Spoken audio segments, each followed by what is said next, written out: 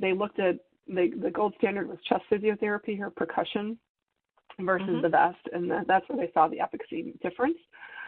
There has not been a sizable head-to-head that I'm aware of, but I think you'd have to go back to, again, a limited cohort subsegment of patients and pick a metric that I would expect in all of that subsegment of patients in terms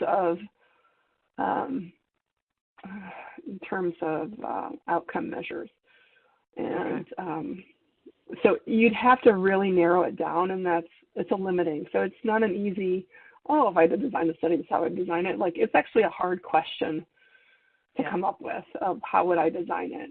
So a lot of the data that's come out is come out with, patient satisfaction scores. Like, did you feel your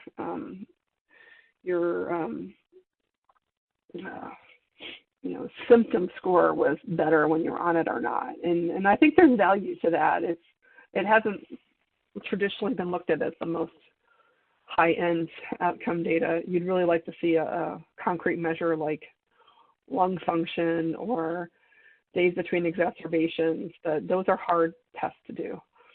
Yeah. Okay. But I guess I would.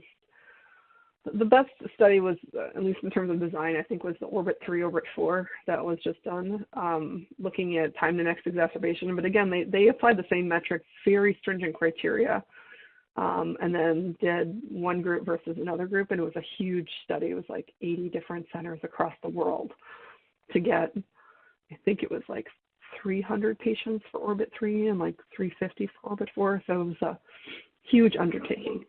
So doing it with a vest, I don't think there's any doctor that, we'd love to see it, but I don't think anyone's like, yeah, they're going to do this and really show the difference and have it powered to something that needs to be powered to. So is there anything that differentiates the companies and, in way of service or education or leadership that you are aware of, that you believe to be differentiated between them?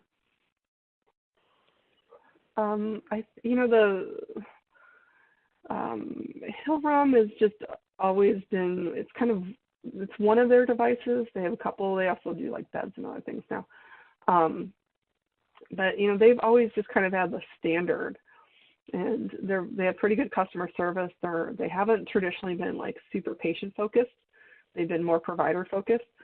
RespirTech has been a little bit more patient focused, and then I think the Smart Vest is very much focused on patient adherence and how patients use the device more so. I think Hillrom is typically been targeted at providers, and the Smart Vest has really kind of gone on the other end of the spectrum and gone way to marketing toward the patient and their experience and how they use it more so. Okay. But that's been my perception. Okay.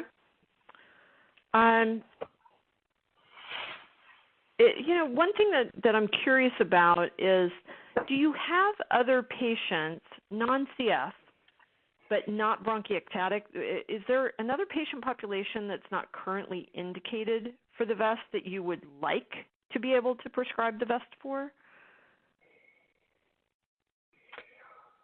Well, the patient population that I think benefits from the vest quite a bit, and we can get it, is our neuromuscular patients.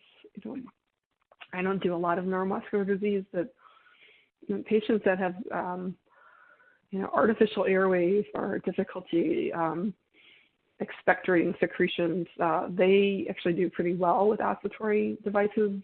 I'm not sure how many providers actually pursue that avenue.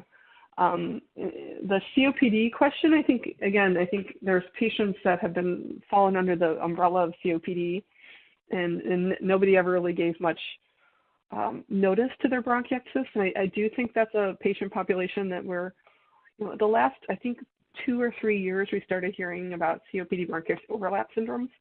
So that's much more within the clinical view. Like, I've been asked to give talks on that, which nobody ever asked me to talk about that a couple of years ago. Now they're like, can you talk about that? Okay. Like, sure. Okay. But there's definitely